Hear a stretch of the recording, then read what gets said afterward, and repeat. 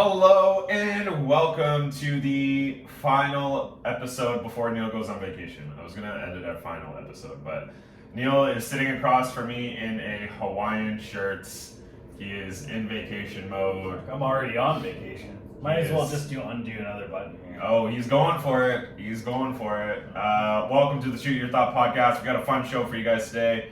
We're going to talk the Canadian women, the summer of the Canadian women. Holy crap, just winning all around, winning golds all around. Big neck energy. Big neck energy. We're going to explain why Neil keeps saying big neck energy. We're going to talk Ronaldo heading across the pond? No, that doesn't make sense. Is there a pond between Fucking Italy drama. and England? The European soccer drama never ends. It But really we'll talk never about ends. that. And then we're going to talk the results from our fantasy draft, and we're going to talk a preview of the NFL season. So let's get into it. Last night, the Canadian women took on the U.S. women in a classic battle in the Women's International Hockey Championship. The greatest rivalry in sports. It's, Ali versus Fraser. It's Canada versus the U.S. of A. It literally, is as long as I can remember. I remember the 2002 Winter Olympics, where the U.S. women laid the Canadian flag on the ground. Do you remember this? Yeah. They laid the Canadian flag on the ground right before their game. And then, I think right after the game, Hayley Wickenheiser found out about it and said something like, what do you want us to sign it for you now after we beat you in the gold medal game? This is a rival. There's no love lost in this rivalry. Same thing goes for the women's soccer. Mm-hmm. The Canadian versus the American. And we beat them both this summer. How about that? We beat them in the round robin already. It was 5-1. Yeah. And this was a much closer game, as Much you would closer. expect. A meaningful game, gold medal game Gold of medal that. And it did not disappoint. It did not fucking disappoint. The Canadian women's hockey team, it took almost a decade for them to take on a gold medal championship as they did now. 9 years ago was the last time they topped it in 2012. So, big win for them. Huge win. Yeah, the U.S. women have won 5 straight golds before. 5 in a row. Five, 8 of the five last 9 as well. Yeah. Which is, dominant. The U.S. women have been dominant, to say the least. But maybe the tide is turning a bit here. 100%. It has to. Yeah, this game, the Canadian women were down pretty early. It was 2-0 pretty early in the game. But our Canadian women, they showed resilience. They came back, forced it into overtime. And then Marie-Philippe Poulin with the how do I say it? I guess the big neck energy moment of the game. Why are we saying that? Why are we saying that, Neil? Because she took a fucking puck to the neck earlier in this series, in this tournament. In this tournament, yeah. Missed a few games, and then returned to her She wasn't- dominant goal-scoring touch. And, to take a puck to the neck is fucking bad enough. I mean, have you ever taken a puck to the neck? No, I've taken a dart to the neck before. You got a fucking dart in your neck, right? I literally have. My brother, when we were younger, Oh, you've actually taken a dart to the I'm neck. being 100% serious here. I've actually taken a dart to the neck. I thought you were doing like an old school reference where You got a fucking dart in your got neck, a bud. fucking dart in your neck there, bud. No, that's something that actually happened to me. Yeah. Did not require hospital attention. How But did this happen? all right, so breaking it down for you. One time, my brother and I, we were younger. We were probably too young to be playing darts in the first place, but we had this dartboard in our basement, and I was taking the darts out of the dartboard so that we can go back and throw them in. My brother still had a dart in his hand and decided to throw it while I was taking the darts out of the dartboard. And the dart, Did you catch a dart in your jugular? Like, how did it happen? it started bleeding a little bit. I didn't have to pull it out of my neck, but it hit me in the neck. Blood started coming out. And I'm a stronger person for it, Neil. I can now say I walk through life saying that I've had a dart in my neck before, and I live to tell the tale. So. Oh my God! Have you played darts since? I think is what all the fans. I have. like to know. It's made me a stronger dart player. There was a hill I had to get over of anxiety getting back into the dart ring, but ever since then Oh my God, you've got some big neck energy as well. I've clearly got some big neck energy. But back to this game. Marie-Philippe Poulin literally scored the winning goal. Was the only one probably on the ice that knew it was in, besides maybe their goalie. But the play continued because nobody at first thought it was in. So play continued. The game kept going. Yeah, when she went bar down and the puck just barely crossed the line. It wasn't from looking afar, it was hard to tell, and obviously the officials did not see that the puck crossed the line, but being the goal scorer she is, she took knows. the shot, she knew that She knew right that away. puck was in. And she started going to her bench. She's like, guys, Yeah. we just won. Like, let's get on the ice and Yeah. celebrate. We just won. But that was a pretty cool end to the game there. But yeah, no, and the celebrations happened immediately after that. Immediately when she gave the Canadian women permission to go and start celebrating. But yeah, no, it was an amazing game, and I'm proud of our Canadian women. Do you want to talk about Blair Turnbull? I really was hoping you would bring that up, Neil. Because it was something we were talking about this pre-show, something out of the WWE, whereas, the Canadian women's had won this game. It is now the celebration time. Yeah. The women are all jumping on top of each other, getting really excited. Alternate captain Blair Turnbull suffered an apparent knee injury During the celebration. During the celebratory pile. So they pile onto each other and her knee gave way. RIP to the knee. That knee is no longer needed. They won gold. Before they got their medal, she was actually wheeled out. Yeah. I know I shouldn't be laughing at this, but she was wheeled out. If you saw her expression on her face, Yeah. you understand why we're laughing, because she found it as funny as everyone else Yeah. did. And, it turned out, something straight out of the WWE, her music hit, and then she came wheeling back out on the stretcher. she's back. Yeah. It can't be. It couldn't be. It can't be. It couldn't be. And And then, she of course, comes. she gets wheeled out in a stretcher. Literally on a stretcher to continue the celebration. Continue celebrating and receive that gold medal. I feel like that was the TSN turning point of the game. After the game, it happened after the game. Yeah, no, she found it as funny as everyone else did. So she was laughing. Everyone else came up to her and was laughing just as much. But there was nothing that was going to keep her from celebrating that gold medal.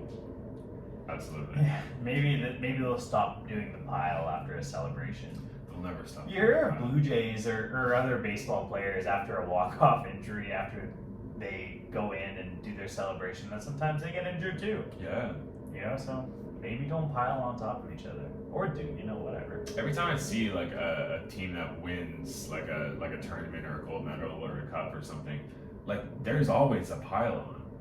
And there's always someone that's at the bottom of it. And I'm always thinking like, yeah, what if this happens? Like, what if someone gets injured in the celebrations? And we saw it last night. So I think they handled it as well as you could. Yeah, but congratulations to our Canadian women. I love that. Yeah. All right, should we move on? Let's move on to the drama that is European football. And the transfer window just closed. 1 week ago, we were talking about Ronaldo possibly signing on with what seemed to be the only team interested, which was Manchester City. And then what happened was... By God, whose music is that now? Is that Manchester United? Literally coming in out of nowhere. And what with a steel chair. With a steel chair. Coming in from the crowd. What I believe was the only reason that they signed Ronaldo was so that Manchester City wouldn't sign Ronaldo. I honestly think that, because if you look at our team and the kind of player that Ronaldo is, he doesn't necessarily fit anywhere on this team. This was a nostalgia signing. We actually, Really? I think so. You don't think he has anything left in him to give to this team? I think he does, but I think he's the best player on this team. Right now. I don't think so. He's won a championship everywhere he's gone, and I think he's going to do the same thing in United. He won it with United as well, yeah. That's where he started, yeah. But it's been 12 years since he played for Manchester United. Yeah, he's still one of the greatest players in the world, but with this system of Manchester United, he doesn't necessarily fit it. Like, where do you slot him in here? And the reason we actually just Daniel James is the Welsh international that's the winger currently. Well, that we did have, that Manchester United did have, and we actually had to sell him to Leeds United as soon as we got Ronaldo. Daniel James is an amazing winger. He's an amazing winger. His speed, his crosses into the box, like the way he can just find space where other players can't. Like, he was a great option. And yeah, Ronaldo was like also a great option, but like, the chemistry was there for Daniel James. Now, are you saying what I think you're saying, which is you would rather have Daniel James than Cristiano Ronaldo on your team right now? That's not what I'm saying. It sounds like what you're saying.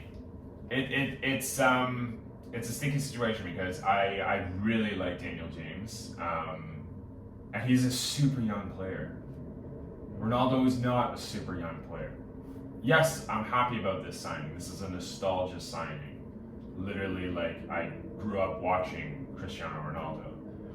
But with almost the baggage that comes with Ronaldo now, like he's demanding things now. Like, he demanded a trade away from Real Madrid. He demanded a trade away from Juventus.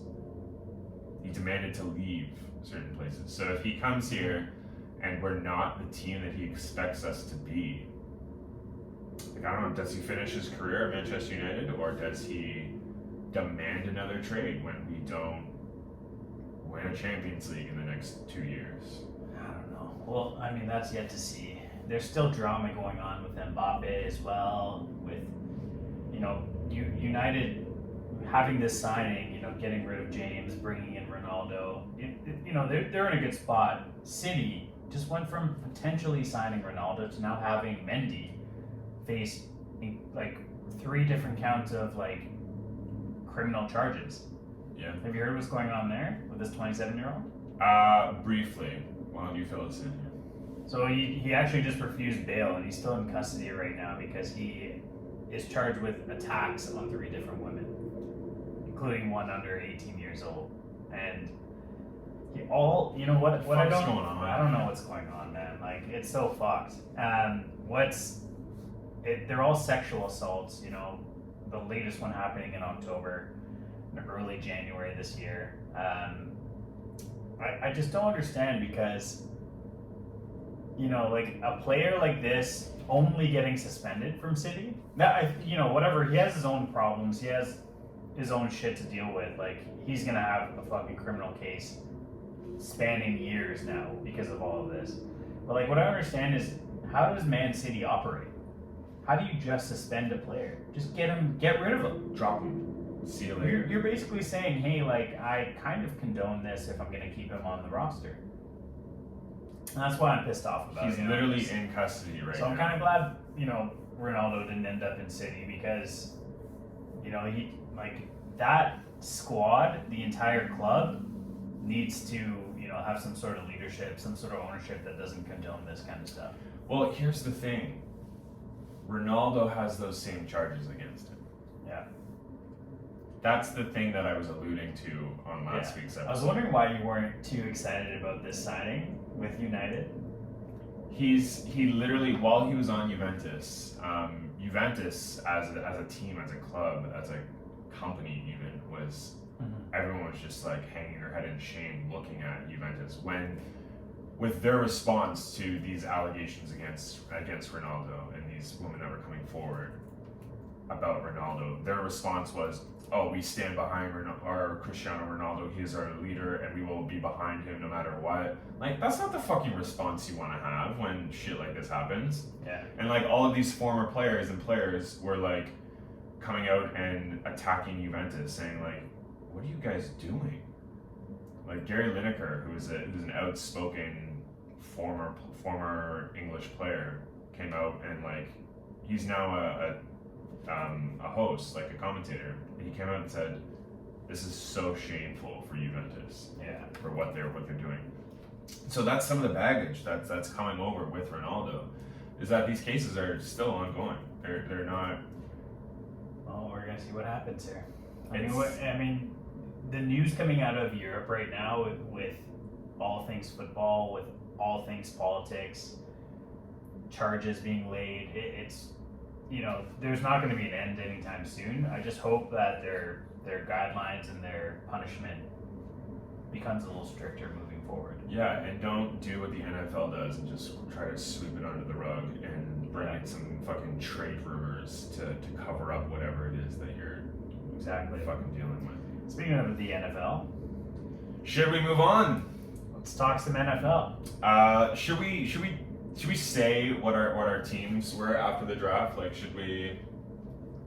After the draft and trades. After the draft and trade, because yes, as soon as the draft was over, we were all sitting in a room, and Neil and I kind of looked at each other, and we're like, "Oh, wait, we're not done yet. We're still making some trades here." And Neil and I made a blockbuster trade immediately. Do you want to talk about why we had to get to that point? I think Josh went into this draft very confident. During probably maybe 2 or 3 rounds in, Josh went on full tilt mode. After, watching the players that I was selecting, where I was selecting them, Josh had a full-blown aneurysm. It's like we're on the same podcast or something, and you know all of my secrets. Because almost every single round, Neil took who I wanted to take right before I could take it. Man, don't hate the player. Literally, I had Trey Lance at one point lined up for me. Was that going to be your next pick at that spot? That was literally, did you not? I was literally sitting on that couch over there. And I threw my hands up in the air as soon as you took him, because it was like 2 picks before me. I was like, you've got to be kidding me right now. Had him lined up. I was like, oh, I'm going to take him early. He's going to probably be the starter, but no one else knows this. I just put my Dikembe Mutombo finger up, and I said, not today. Not today. Not today. I want to read out my team here. I want to read out the team that I drafted.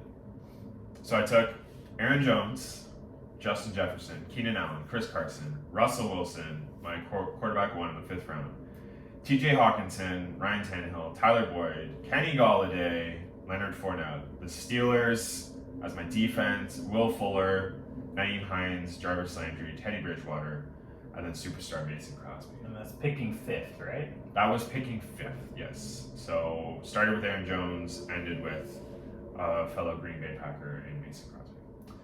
Let's read out Neil's team. So I ended up taking Saquon 8th overall, and then I on the turn took Tyreek, and then Josh Allen 28th overall. You took a quarterback in the 3rd round. It's a 2 QB league, so I mean you have to. You want to get if you're not getting one of Josh Allen or Mahomes in the 2 QB league. I mean the drop off after those two are. It's not that significant, but you'd like to ideally have one of those big two quarterbacks. I was kind of surprised that you didn't take Mahomes in the 1st like you did in our mock draft. That was very close. But, Saquon was available. So Saquon was available. Yeah, I passed up on Saquon because there's so many question marks around him right now. I still think he'll do okay. With being, I think he was the 8th quarterback off the board. Who? Saquon was. 8th running back on the board. Are you already drunk in vacation mode? I'm on vacation mode. I've got a pina colada. Exactly. He was the 8th running back taken off the board, yeah. I then took George Kittle in the 4th round, 33rd overall. Then Aaron Rodgers as my 2nd quarterback. Then Josh Jacobs, Myles Gaskin, Kareem Hunt, Raheem Mostert, Trey Lance I took 93rd overall in the 10th round. I was so pissed off. You were about to take him too, weren't you? I had him lined up. Cortland Sutton, Brandon Cooks, Baltimore D, my boy Young Ho, Darnell Mooney, and then, as an insurance to Trey Lance, I took Jimmy G as my last pick. And then dropped him immediately. And then, so those are teams that we drafted. And then immediately after the draft, Neil and I went into trade mode. We went into the war room. There was probably 28 trade offers back and forth before we found a concrete deal that we both liked. But Go ahead. I traded away Russell Wilson, Chris Carson, and Kenny Golladay for Josh Jacobs, Aaron Rodgers, Trey Lance, and Raheem Mostert. I felt good about that. I felt good. What an idiot. And then to rub salt in the wound, because I'm a Giants fan, so giving away Kenny Golladay was always going to be rough, but Neil then changes his name to Kenny Golladay is available, changes his team name to Kenny Golladay is available, and then changes his picture to Kenny Golladay signing his contract with the New York Giants. I like to troll. Troll of the century move right there. But to be fair, Kenny Golladay is available. Oh, is he? It's not just a team name. I didn't get that. Through and through available to anyone who would like to trade for Kenny Golladay. I didn't get that from your name or your picture or anything that you've said since that trade happened. Yeah. Kenny Golladay, who is still not practicing with his new team. He's still injured. He still hasn't started practicing. Still probably won't play until week 3 at this point. Well, he's got 8 days until the season begins, so that hamstring better heal up real quick. Yeah, and a hamstring injury is always an injury that's going to be a recurring theme throughout their season. Doesn't need a hamstring to catch a ball. Just going to put that out there. What, if he's standing next to the quarterback and doesn't have to run? Doesn't need a hamstring. Doesn't need it. But if he's going to be a little bit away from the quarterback, I would probably suggest having a healthy hamstring. But yeah, that was our draft. We had super fun time, super fun draft. We'll keep you updated on how many wins I stack up, how many losses Neil stacks up throughout the year. But yeah, no, it's going to be fun with the season starting next week. Should we get into the actual NFL, Neil? Yeah, we had a lot of cuts be made this past week with rosters, going down to that 53-man limit right now. You're seeing a lot of notable names be cut, guys that we thought would get cut, and then other guys that we never thought in a million years would be cut from their team, especially after signing one-year deals. After signing a one-year deal, yep. You want to bring this up, or should I? I mean, we're already halfway in. We've got our foot in the pool there. I hate this team, but I hate this player even more. So it was kind of relieving to see him get cut from his team. I despise that player. Cameron Newton. Mr. Cameron Newton was cut by the New England Patriots right before they announced their 53-man roster and named Mac Jones their first-round pick from this year's draft as their starting quarterback. Does this move make sense? It does. To me, I feel but like to there's cut Cam Newton. I feel like there's many layers to this. Your quarterback on your team is your leader. It is your clubhouse leader. It's your locker room guy.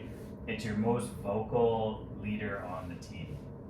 You cannot have a person on your team that you do not trust as your leader. Yeah. You cannot have Cam Newton, who is the most reckless person that we've seen coming out of this team since COVID began. A person who refuses to get vaccinated. A person who refuses to go out and take responsibility for his actions. He'll deny until he dies. He lost the trust of his team the moment he tested positive for COVID. The moment he said, "Nah, I don't feel like getting a vaccine today." And how many times has he been out with close contact, or it happened how many times last season? It already happened once this preseason. Yeah, you got to be a leader. Yeah, he's not a good passer. This offense struggled under him last year. There's so many factors that factored into Mac Jones. Mac Jones lit it up in preseason. Yeah. There's so many things that went into this, but ultimately I think it boils down to the fact that, Cam Newton's I'm going to make a decision here. I don't feel like getting vaccinated or, protecting this team or being transparent with this team. Bill Belichick, on the same side of that, same thought process, is I don't think we're going to go with you. I think we're going to go with Mac Jones. Yeah. So see you later. He wants someone that he can trust. He wants someone who fits his mold a little bit better. You know, going from Tom Brady to a guy like Cam Newton doesn't make sense when the team is still relatively the same. Yeah. Bill Belichick he's kind of going against everything he's always gone against. You know, he's never taken a quarterback in the first round before. He did that this year. No other team has ever spent as much guaranteed money in the offseason as much as they did this year, the New England Patriots. Mm-hmm. You know, like he's never started a rookie quarterback before. He's starting a rookie quarterback week 1. Week 4, circle it on your calendar. Tom Brady is making his return to New England against Mac Jones. Week 4. I thought you were saying that they're gonna go out and re-sign Tom Brady. No. What are you talking about? They didn't play each other last year, but Tom Brady makes his return week 4. Circle it. New England, Tampa Bay. Mac Jones. Mac Jones versus Tom Brady. The past versus the future. Yeah, how do you think he does in fantasy this year, Mac Jones? The way he was playing in preseason, I think he's going to be a good streamer. Obviously, a lot of people took him almost immediately as soon as this news broke. Yeah. I think there was like a buffer time of maybe like 45 seconds after this news broke until someone picked him up in our league. That person was a Patriots fan, so that makes sense. But if you're in a league and he's still available, I would say he's fine to be a streamer. If he's playing a bad defense, I would pick him up. Unless, you see him go out there and just light it up in week 1 and week 2, then yeah, sure, go pick him up if you need a quarterback on your bench. But I don't think he's going to be more than a streamer. Yeah, that's true. Where do you feel like Cam Newton ends up now? You know, there's some rumors circling around the league that he could end up in Houston. He could end up as a backup to Dak Prescott in Dallas. I don't think he's going to be a starter. Wherever he does go, he won't be a starter. Okay. Everyone's kind of solidified their starting quarterback. Wherever he does go right now, especially so close to the beginning of the season, he's going to be a backup. And I know Dallas is pretty interested in him. Dallas has been known to not care what players do outside of the locker room. So Zeke. Yeah, you're not wrong. So they'll probably, like, he would fit that mold of the Dallas Cowboys regime. But yeah, no, he's not going to be a starting quarterback wherever he goes.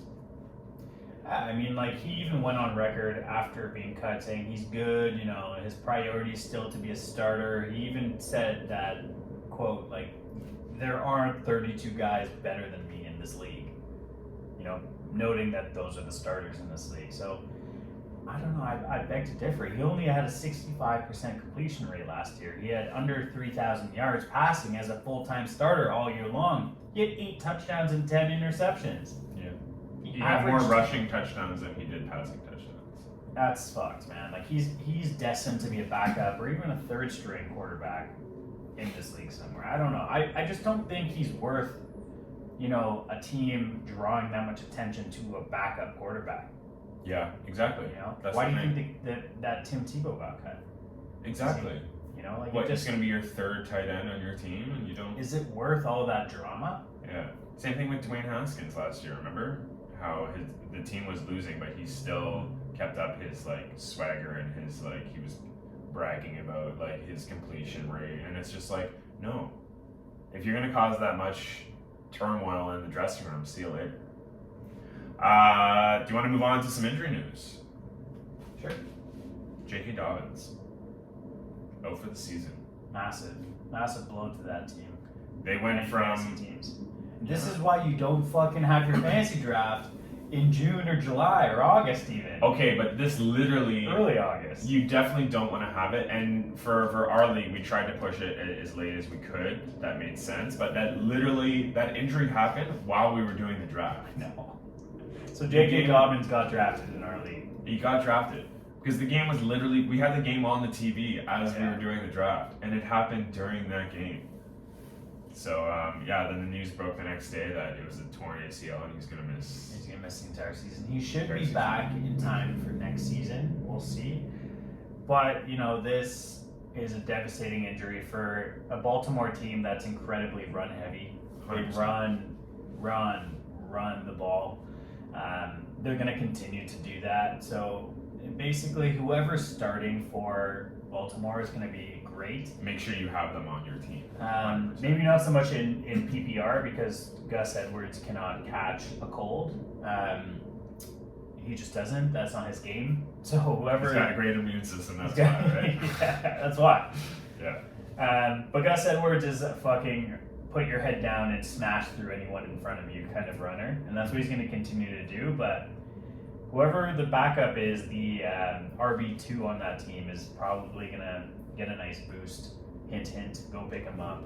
But we still don't know who the backup running back is going to be because they've got some options there. So it's like, maybe wait until week 1 and see who it is. Who's going to get the majority of the touches.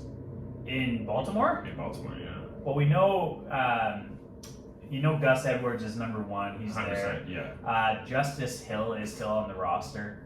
Yeah, but they've got other options as well. But it was actually announced that this gentleman named Tyson Williams on the team is now the RB2. So I already checked both my leagues. He's picked up.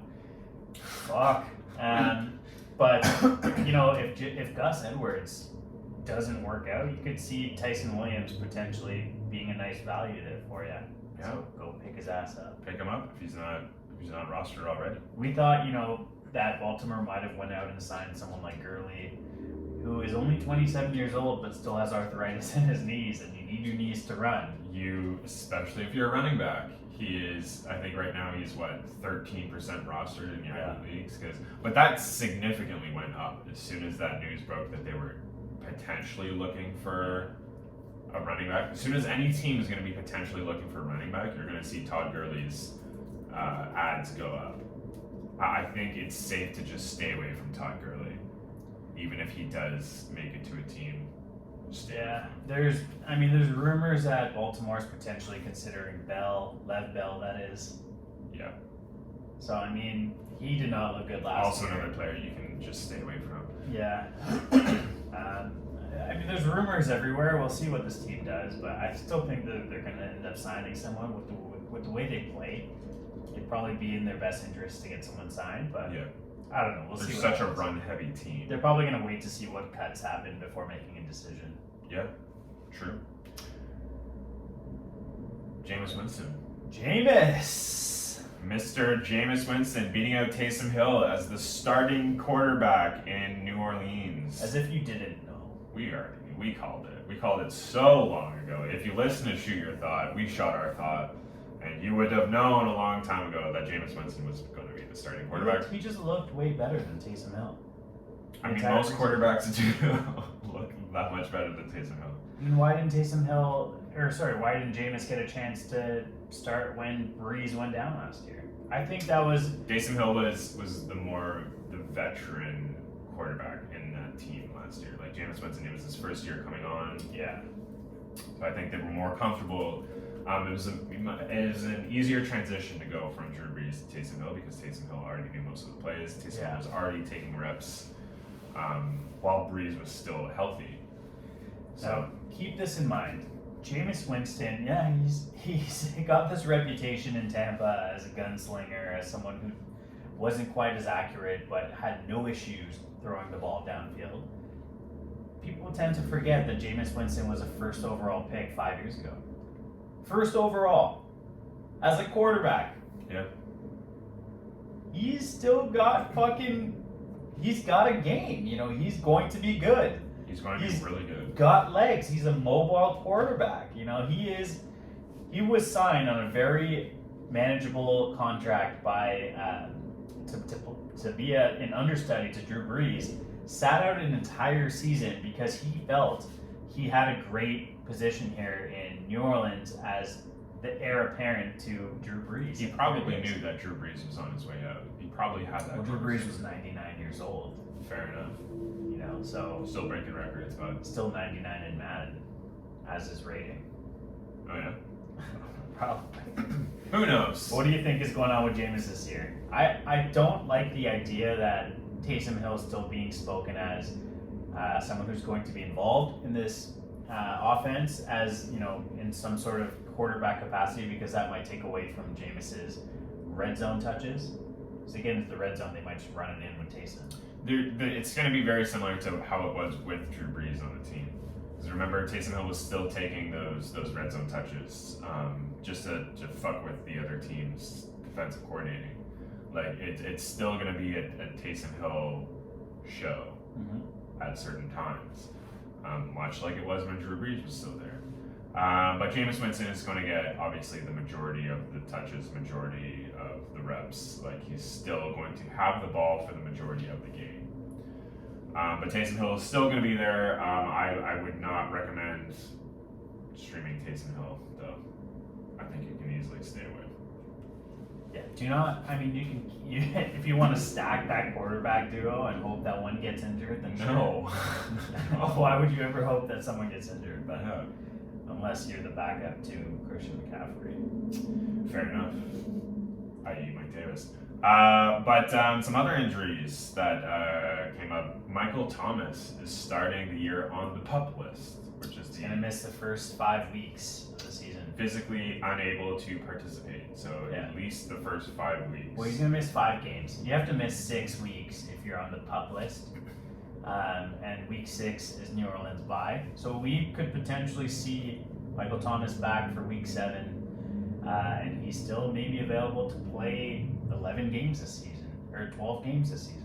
I keep forgetting that it's an 17, extended season. Yeah. Love that. But yeah, no. So Michael Thomas obviously went later on in your drafts because there were still so many question marks around him. I think it's safe to say that whoever did pick him up is probably going to keep him, because whoever did pick him up probably knew that they weren't going to be without Michael Thomas for an extended period of time, and now that he's placed on the physically unable to participate list, he can be put on the IR spot, and they're probably going to hang on to him.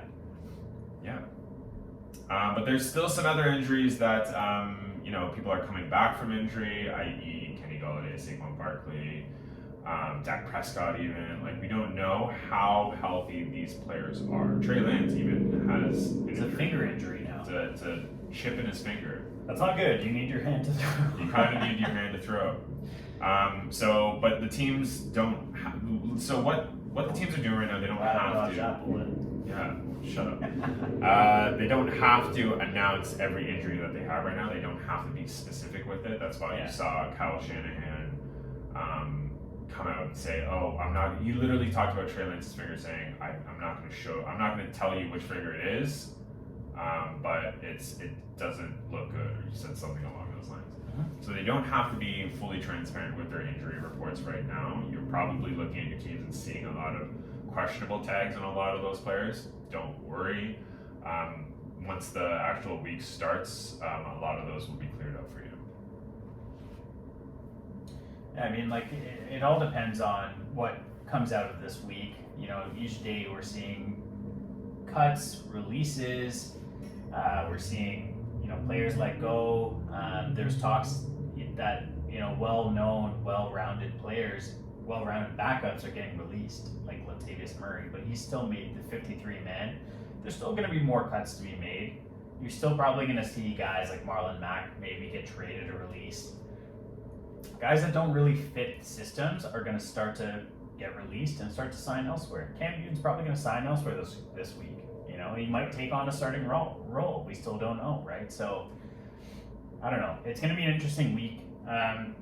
That being said, do you have, with the season only starting 8 days now, next Thursday, do you have any bold predictions for what you think is going to happen this season? Definitely. Giants are going to win the Super Bowl. That's the stupidest thing I've ever heard in my entire life. I'm kidding. What my bold prediction is, however, we're going to see the Green Bay Packers in the Super Bowl. The Green Bay Packers. That is bold. You think, on this last season that Devontae Adams and Rodgers are going to be playing together in Green Bay, you think they're going to the Super Bowl? 100%. I think Aaron Rodgers knows this is his last year in Green Bay. I don't think he retires after the season. I think he goes somewhere else after the season for probably 1 or 2 years, and he wants to get the biggest contract he can, obviously. I think we're going to see, this is one of the reasons why I was so excited to take Aaron Rodgers from you. It's because we're going to see an Aaron Rodgers, in my opinion, like we've never seen before.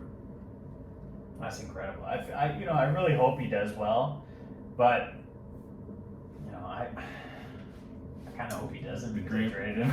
You traded him to me. But I think the Green Bay Packers are making it to the Super Bowl. That's bold. If I had to pick a Super Bowl winner to overcome all odds this season, to go through all 31 teams that they'll be against, and I had to pick a winner, I think Patrick Mahomes will get back there again. That's not a bold prediction. Isn't it?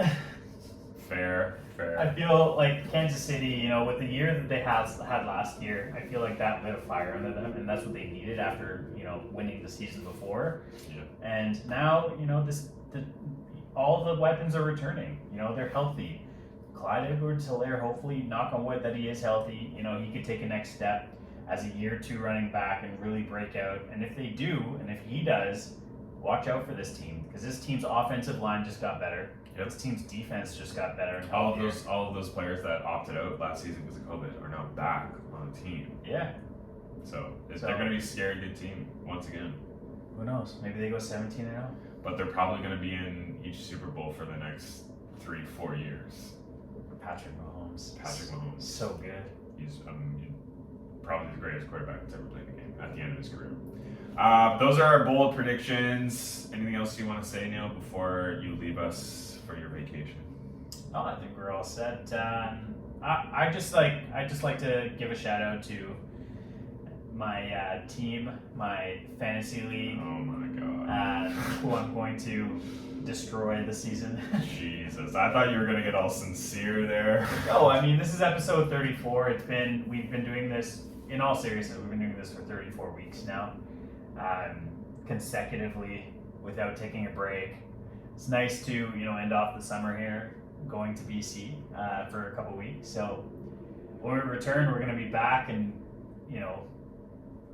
shooting our thought even harder. Shooting even harder. Yeah, I couldn't have said it better myself. It's been a hell of a ride. No, it sounds like we're ending, but no. Are we breaking up? No, it's Shoot your thought with only Neil in 3 weeks. It's like the beginning of Greece. It's Danny. It's the end of the summer. When am I going to see you again? But no, we're going to be back stronger than ever. Yeah. My entrance theme music's going to hit, and we're going to be coming in. By God! Is that the episode 35 of Shoot Your Thought? It couldn't be. Yeah, Neil's going to come back rejuvenated from vacation, probably still wearing the same shirt he's wearing right now. That's it. All right. Have a good week, guys. Take care. Cool. 43.